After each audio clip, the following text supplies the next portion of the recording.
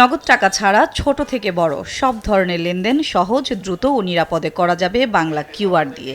এখন থেকে একজন বিক্রেতার দোকানে আলাদা করে বিকাশ, নগদ, রকেট সহ ভিন্ন ভিন্ন কিউআর কোড রাখতে হবে না।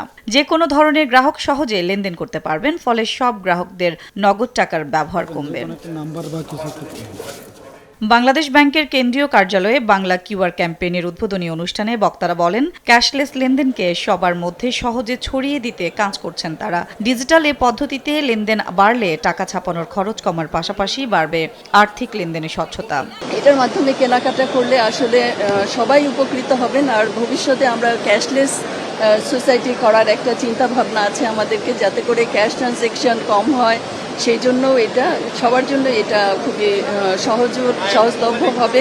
বাংলাদেশ ব্যাংক জানায়, ফুটপাত থেকে শুরু করে বড় বড় শপিং মলে নগদ টাকার লেনদেনের ঝুঁকি কমাবে বাংলা কিউআর কোডের ব্যবহার। এছাড়া দেশের ট্যাক্স, জিডিপি প্রবৃদ্ধির হবার সঙ্গে রাজস্ব আয় বৃদ্ধি পাবে বলেও জানান তারা। এতে করে লেনদেন সহজ হবে, এতে করে লেনদেন সিকিউর হবে, নিশ্চিত হবে এবং লেনদেনের নিরাপত্তা বৃদ্ধি হবে। পাশাপাশি আমাদের জিডিপির আয়তন, জিডিপির আকারও বৃদ্ধি পাবে, কারণ লেনদেনগুলা রেকর্ডেড হবে, লেনদেনগুলা লিপিবদ্ধ আকারে আমরা পাবো। আগে যেটা ইনফর্মাল লেনদেন ছিল সেটার হিসাব হয়তো আমরা অতটা পেতাম না। সেই ক্ষেত্রে আমাদের অর্থনৈতিক কর্মকাণ্ড যেমন জোরদার হবে, আমাদের নিরাপত্তা যেমন নিশ্চিত হবে, আমাদের সহজলভ্যতা এবং সহজ যে ট্রানজ্যাকশন করা যায় সেটাও নিশ্চিত হবে। বাংলা কিউআর চালু হলে সব ট্রানজ্যাকশন যেহেতু ডিজিটাল কমে আসবে, তাতে আমরা মনে করছি যে সিগনিফিকেন্ট ইমপ্রুভ করবে আপনার ট্যাক্স জিডিপি রেশিওতে।